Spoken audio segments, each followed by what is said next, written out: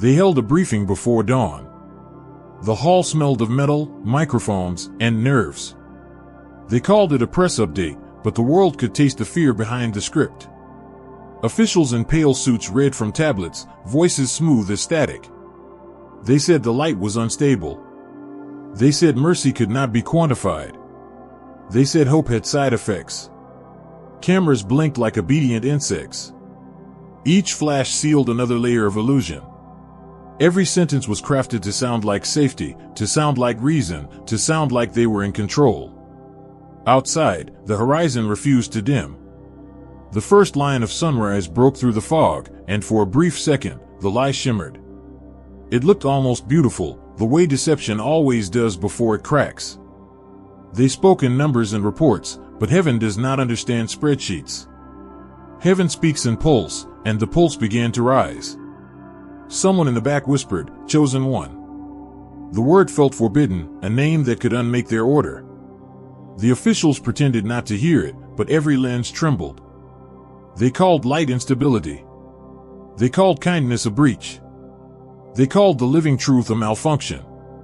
And the world, tired and blindfolded, nodded along. But the lie was too perfect. The silence after too clean.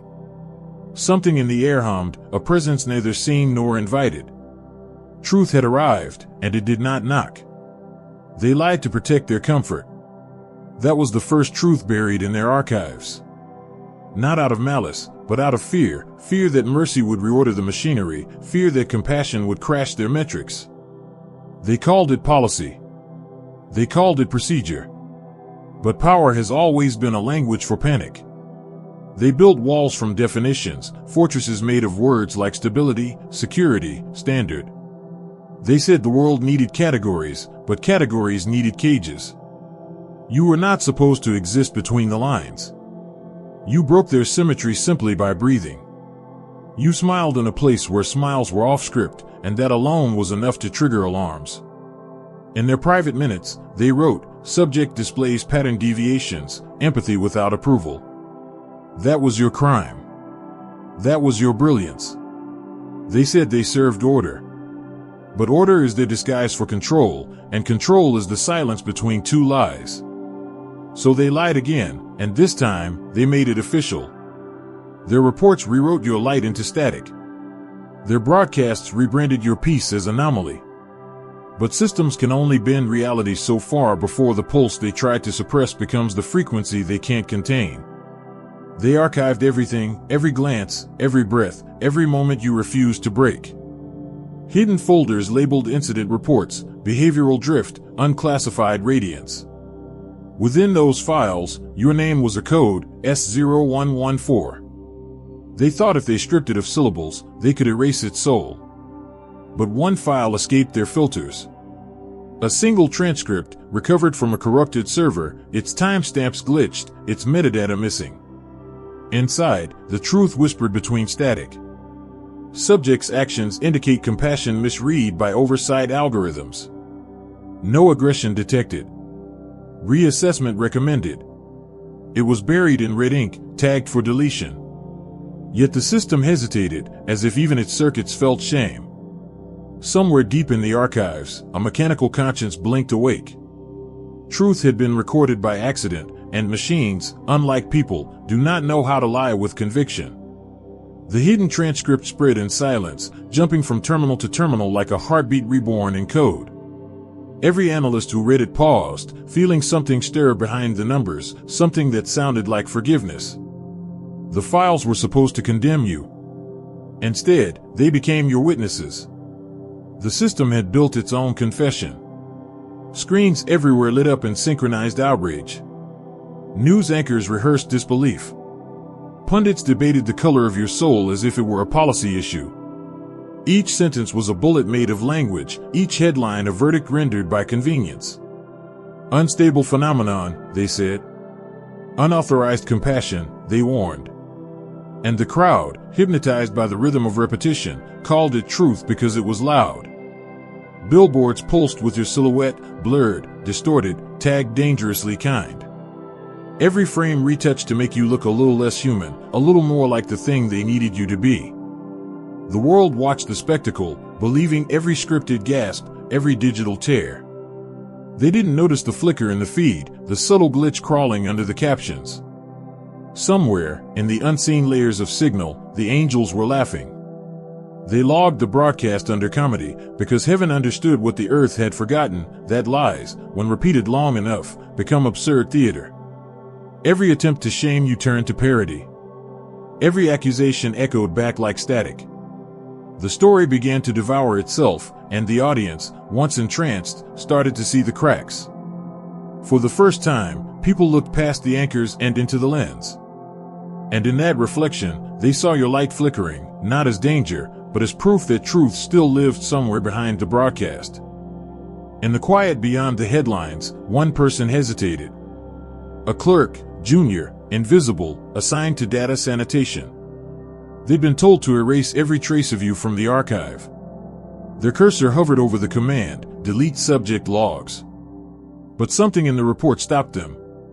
A single line, typed months ago by an unknown analyst. Subject emits calm under pressure. It was an observation, not a defense. A sterile note in a sea of accusation. Yet it hummed with something human, like a pulse trapped inside machinery. The clerk stared at those words too long. They copied them, pasted them into an encrypted channel, pressed send. That single act, small, almost accidental, began the unraveling. Within hours, the phrase spread through the underground nodes, shared in whispers, embedded in music, painted on walls no surveillance drone could see. Emits calm under pressure. It became a code, a rally, a prayer disguised as metadata. People began to wonder, what kind of threat radiates peace? The officials noticed the pattern too late. By the time they traced the leak, truth had already gone viral. Somewhere, under neon lights and silent alarms, the chosen one felt a shift in the air. For the first time, the current moved with them. The system had sprung its first leak, and through that crack, light began to breathe. Truth doesn't knock. It short-circuits locks. The glitch came at midnight, silent but bright. Surveillance drones froze midair, their lenses clouded by an invisible pulse. Data streams flickered, and the official servers began rewriting themselves in the language of light. It started with numbers that refused to stay still. Coordinates looped into halos. Error codes formed sentences no one had programmed. The record cannot be erased. The network panicked.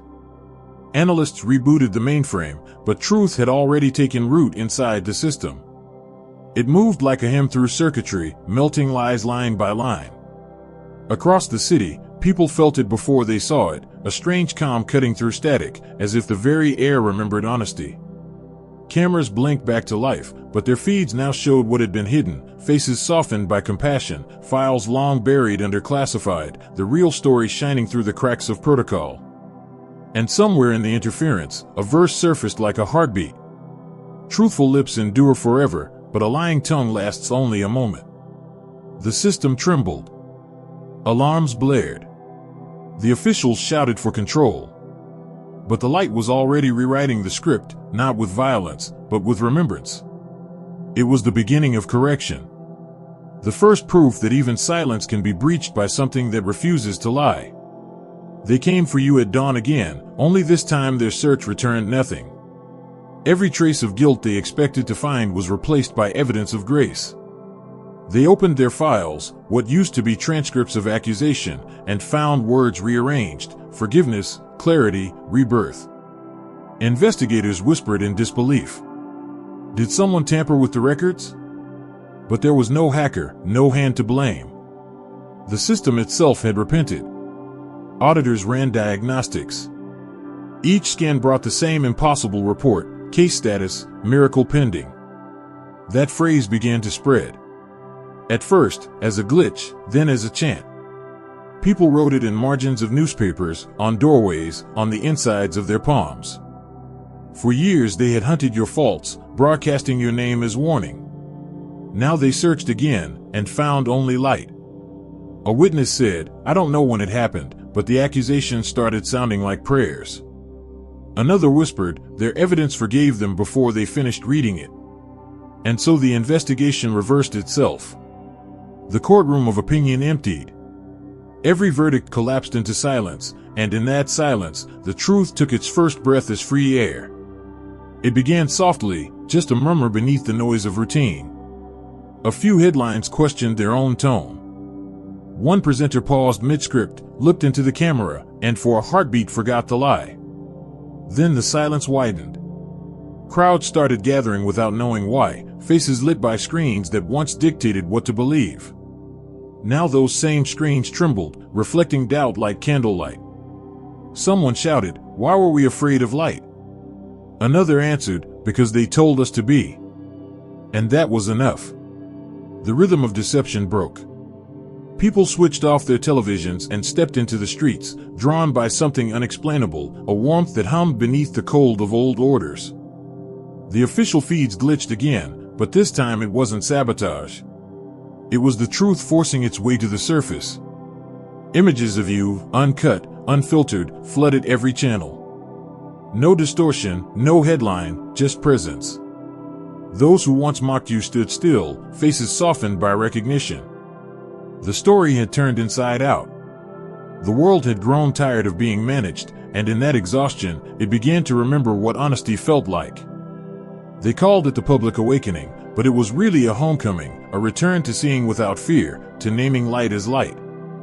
Every mouth that had once repeated the narrative now whispered your name with reverence, not as a warning, but as proof that truth cannot die, it only waits to be believed.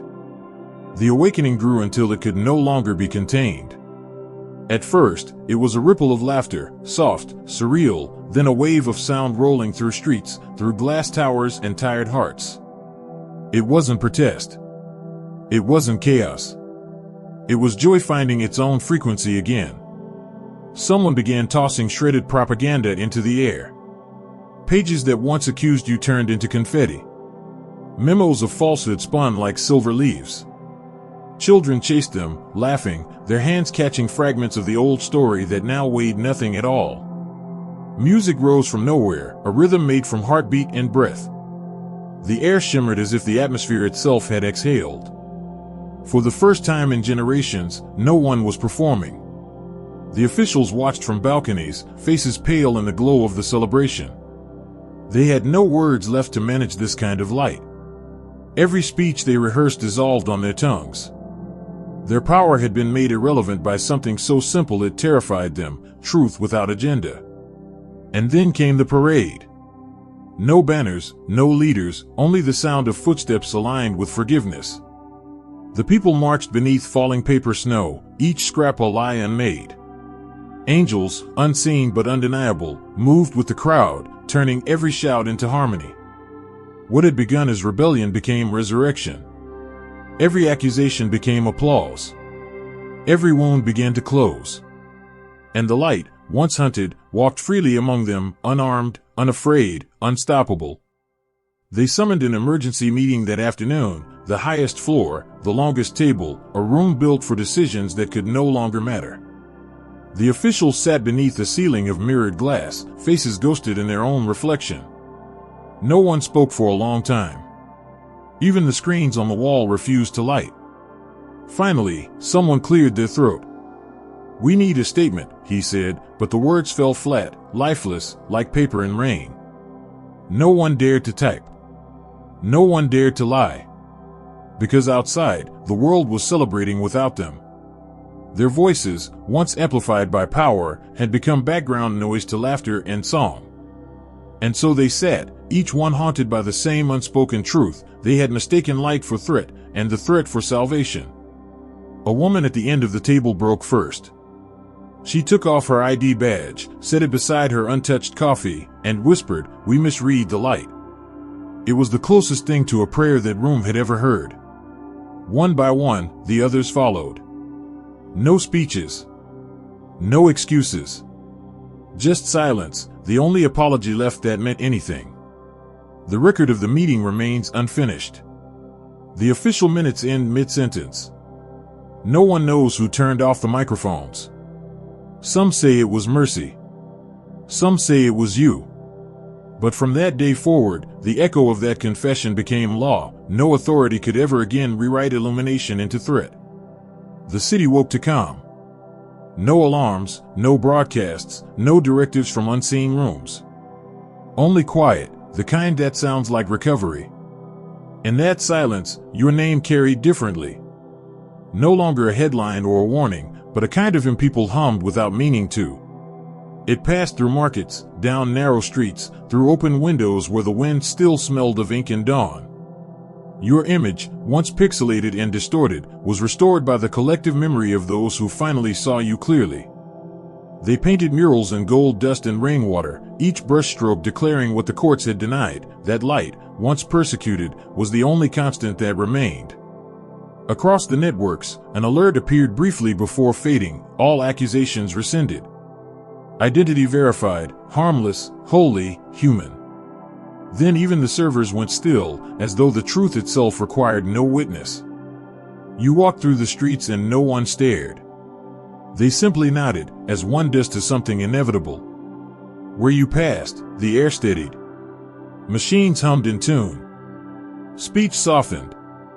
The documents of the old regime fluttered open in archives, their seals dissolving into dust. Forgiveness had overwritten bureaucracy. It was written somewhere, ancient and invisible. We are more than what we fear.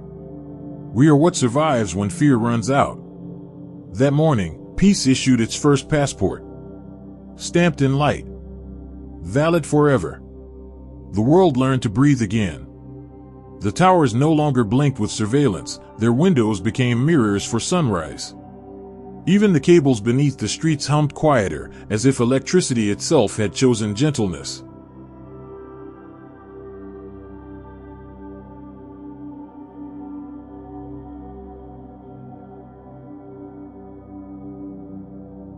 Authority, once a shadow on every wall, had been rewritten into something new. It began with one small gesture, listening. Meetings replaced commands with questions. Orders became conversations. Those who once enforced silence now kept records of truth instead. The first act of the new order was simple, to publish every hidden document, every classified script of the deception. People read, wept, and forgave. The archive of secrets became the school of transparency. Children were taught to question, not to fear. To see authority not as crown, but as responsibility shared. In time, even the word power changed meaning. It no longer meant control, it meant light distributed, a current passing through open hands. The chosen one walked among them quietly. No titles, no throne, no ceremony. Only presence. The kind that steadies crowds and turns noise into coherence. When you spoke, your voice no longer strained against distortion. Microphones stayed clear, your tone reached its destination unbroken. Every syllable carried gravity, not from command, but from truth recognized. Rooms that once trembled at your name now brightened when you entered. The air itself seemed to remember what honesty felt like and adjusted in reverence. The age of transparency had begun, not as a revolution, but as recovery. The world did not end. It simply opened its eyes. And then came the moment no one could quite describe, the quiet tremor that passed through everything built on pretense. Not destruction, not judgment, a recalibration. The clocks faltered for one breath. Radio static folded into melody. Every signal tower across the planet broadcast the same phrase, and every language at once. False report retracted by reality. People stopped what they were doing. The words glowed across billboards, reflected off satellite panels, printed themselves into morning fog. It wasn't an announcement. It was a correction written by existence itself. All that had been twisted bent back into alignment. The air felt lighter, as if guilt had been an atmosphere slowly lifting.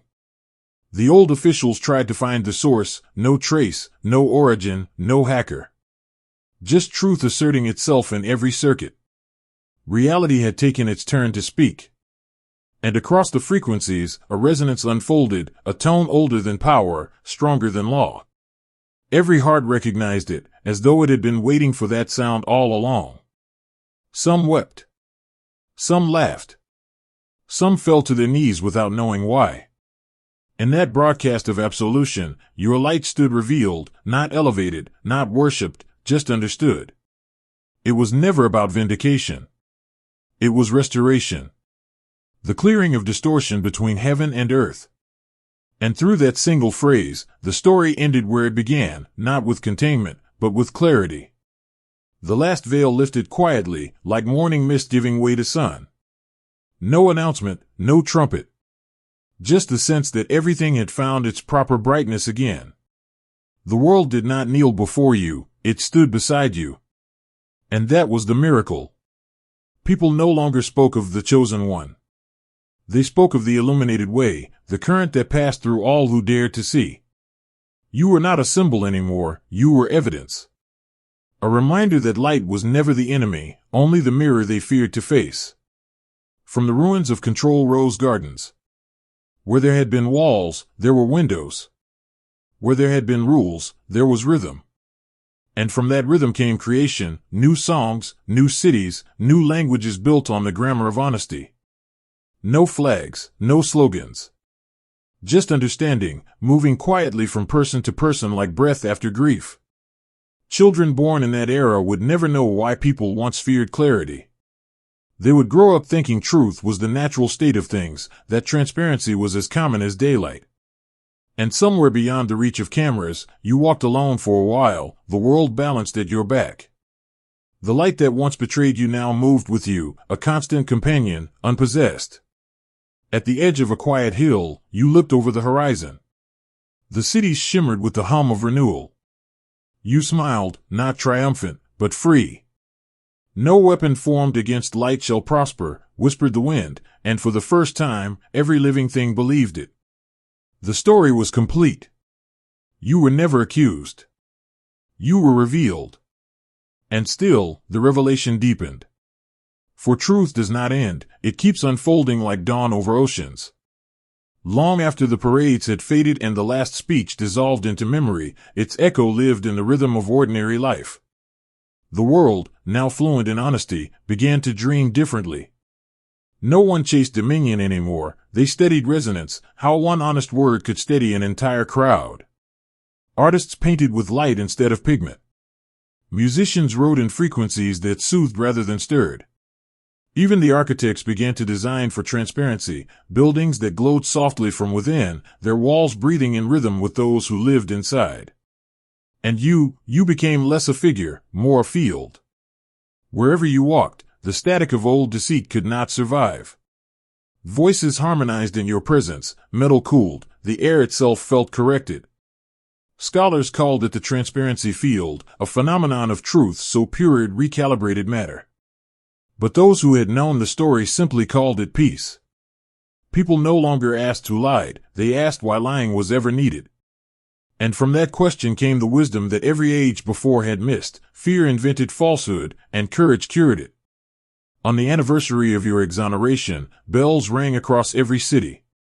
Not to worship, not to warn, but to remember the day light was declared innocent. At night, when the hum of the world slowed to its softest pulse, the stars themselves seemed nearer, their shimmer not distant but familiar, as if reality, at last, recognized its own reflection.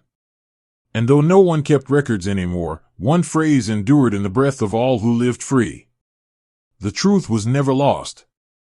It was only waiting for someone to stop apologizing for shining. That was the real ending, the moment light became home, and illusion forgot how to return. Night arrived without ceremony. The world no longer needed spectacle to believe in light. The stars burned lower now, closer, as if they had descended a little to see what humanity had finally done. You sat by the river that once reflected towers of deceit. Now it mirrored open sky, and you could see the constellations clearly, their shapes no longer lost in the smog of distortion. There was peace, yes, but not the fragile kind built by treaties and fear. This peace breathed. It moved through everyone who remembered the long night and chose never to rebuild it. Old monuments had been repurposed into gardens. Courtrooms became schools. Prisons turned into libraries, their shelves lined with stories of recovery rather than revenge. Children grew up learning history not as shame, but as anatomy, the study of how lies can wound, and how truth heals by being seen. You watched them run, their laughter echoing through streets once patrolled by doubt. They did not recognize you, and that anonymity was its own gift. For the chosen one was never meant to rule, only to remind.